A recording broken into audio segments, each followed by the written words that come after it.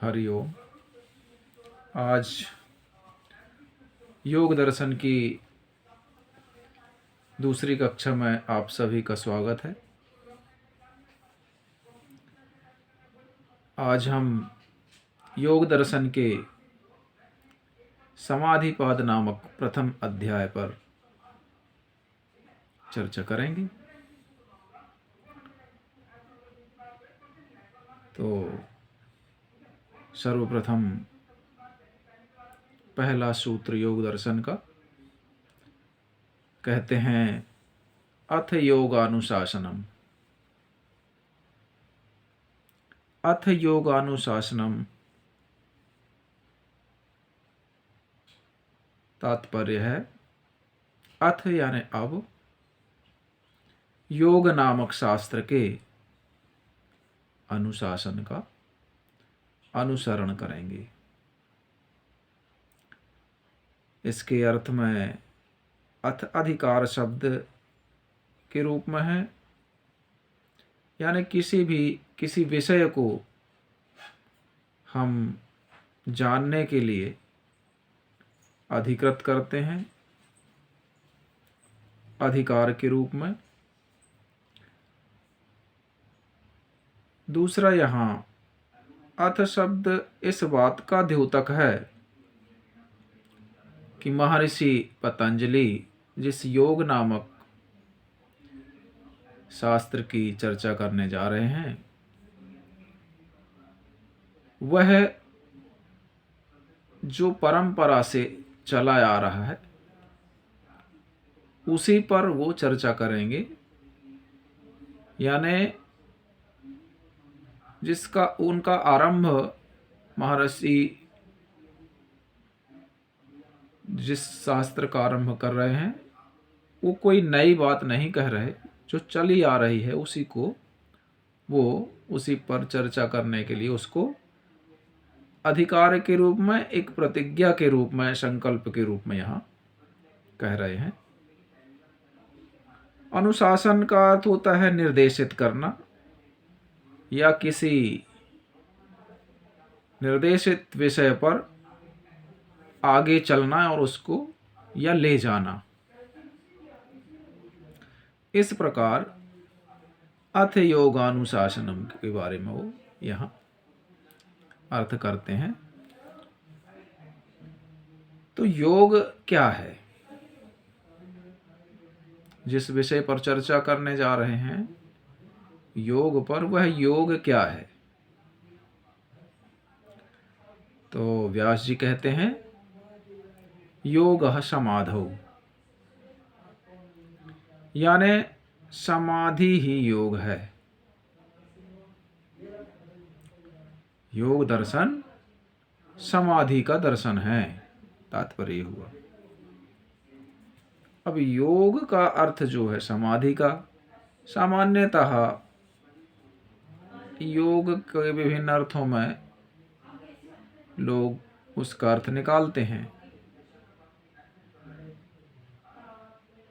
योग का अर्थ जोड़ से लेते हैं सामान्यतः, कोई आत्मा से परमात्मा का जोड़, कोई जीव से ईश्वर का योग, और प्रकृति से पुरुष का योग। इस प्रकार जोड़ के संबंध में अर्थ लेते हैं।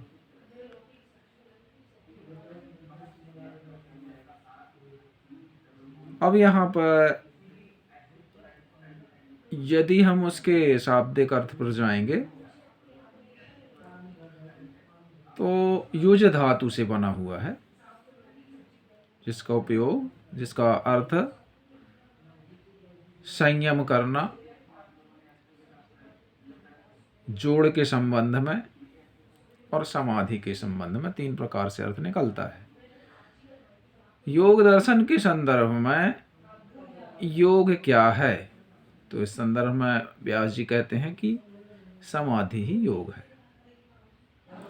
यानी यह समाधि का विषय है योग दर्शन।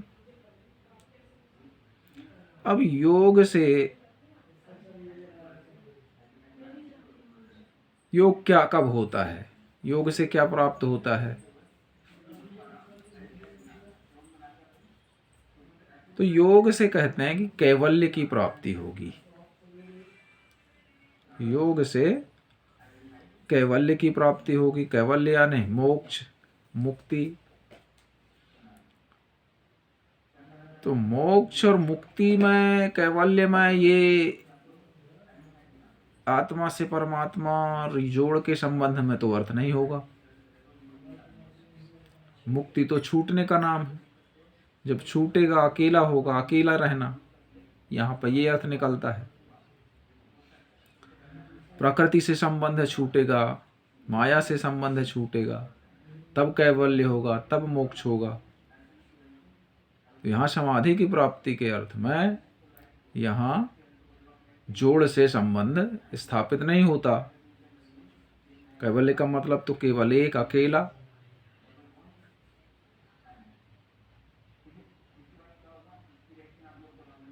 इसीलिए इसमें जो है चर्चा सर्वप्रथम समाधि का विषय होने के कारण सर्वप्रथम समाधि पाद में समाधि की चर्चा करते हैं कि कितने प्रकार की समाधि हैं, ऐसा वो आगे चल के बताते हैं।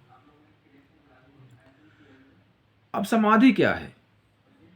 योग समाधि है, और समाधि क्या है? तो सर्वप्रथम योग दर्शन के समाधि पाद में समाधि के बारे में ही वर्णन करते हैं। समाधि को जब हम समझते हैं तो शाब्दिक अर्थ यहाँ सम आधि, यहाँ पर धा धातु से समाधि का अर्थ निकलता है, जिसका अर्थ होता है धारण करना। धारणा करना। और समाधि का तात्पर्य समाधान के समानांतर ही है, समाधान के अर्थ में ही है। ज्ञान योग की साधना में जब हम विवेक, विराग, षड संपत्ति और मुमुक्षा की बात करते हैं तो षड संपत्ति में सम, दम, उपरति, प्रतीक्षा, श्रद्धा, समाधान, वहाँ समाधान का तात्पर्य जो आता है, उसका समाधान का तात्पर्य यही होता है कि एकाग्रता, चित्त की एकाग्रता ही समाधान है। तो यहाँ समाधान और समाधि का लगभग एक ही अर्थ है। अब यहाँ पर सम जो है गुणवत्ता सूचक है, माने क्वालिटी। आ मात्रा सूचक है। कभी कहते हैं ना कि मात्रा भी चाहिए, गुणवत्ता भी चाहिए, तो यहाँ मात्रा भी और गुणवत्ता भी दोनों चीज हैं। सम यानी सम्यक रूप से, अच्छी तरह से, माने गुणवत्ता भी उच्च होनी चाहिए। आ माने मात्रा, मात्रा भी अच्छी होना चाहिए। और धी, यहाँ पर दोनों चीजें जब होंगी तब समाधान होगा। किसका समाधान होगा? चित्त का समाधान होगा, क्योंकि समाधि चित्त का विषय है। जब सम हो जाएगी, जो कोई विषय आया उसका समाधान, कोई भी विषय नहीं बचेंगे, सारी चीजों का ज्ञान हो जाएगा, तो चित्त का समाधान हो जाएगा। यह समाधि का तात्पर्य है।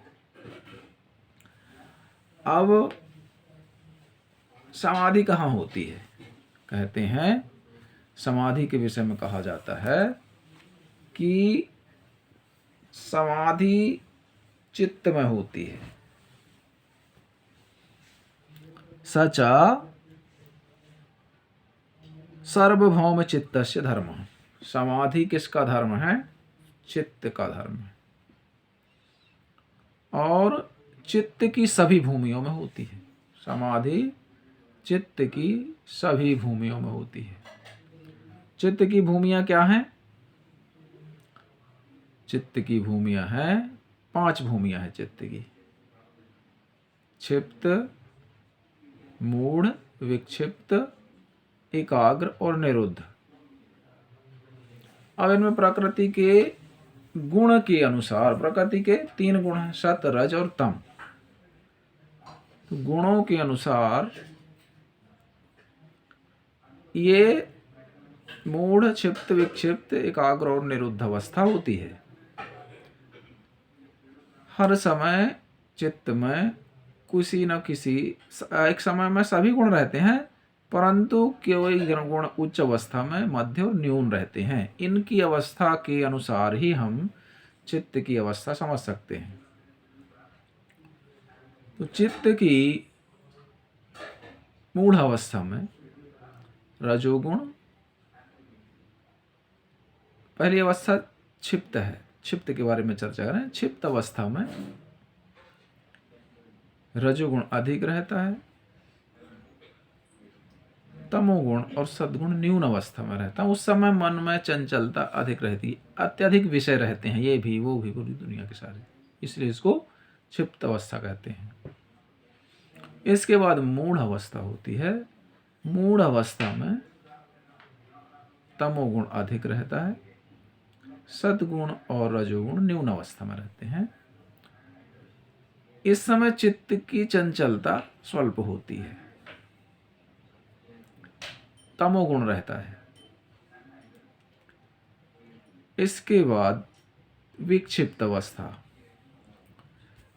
यद्यपि सामान्य अर्थों में हम इन शब्दों के अर्थ विपरीत लगाते हैं, लेकिन ये जो योग के अनुसार ये शब्द हैं, परिभाषित शब्द हैं, और इनको हम उन सामान्य अर्थों में नहीं, विक्षिप्त को सामान्यता कहते हैं कि पागल हो गया, तो वो अवस्था नहीं है। ये गुणों की अवस्था के अनुसार इनको हम यहाँ पर नाम देते हैं।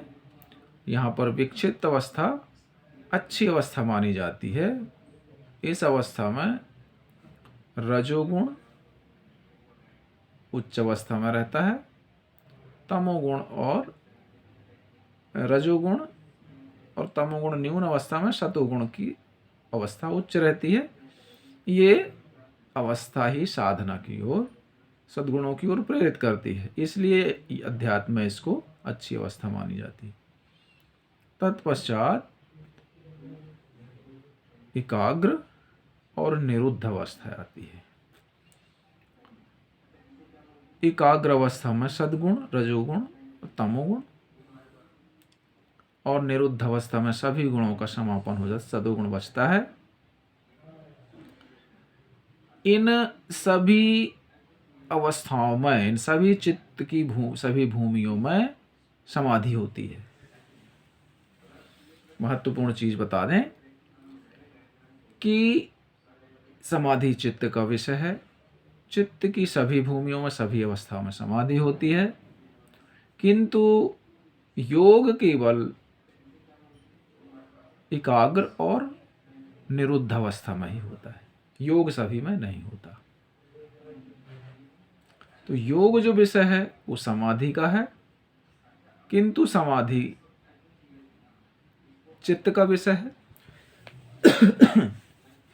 चित्त की सभी भूमियों में समाधि होती है, किंतु योग एकाग्र और मूढ़ अवस्था में ही होता है।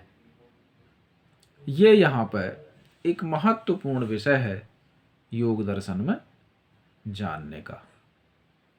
तो आज हम यहीं तक चर्चा करेंगे, शेष हम आगे की क्लास में हम योग दर्शन के विषय में अध्ययन करेंगे। आज इतना ही। हरि ओम।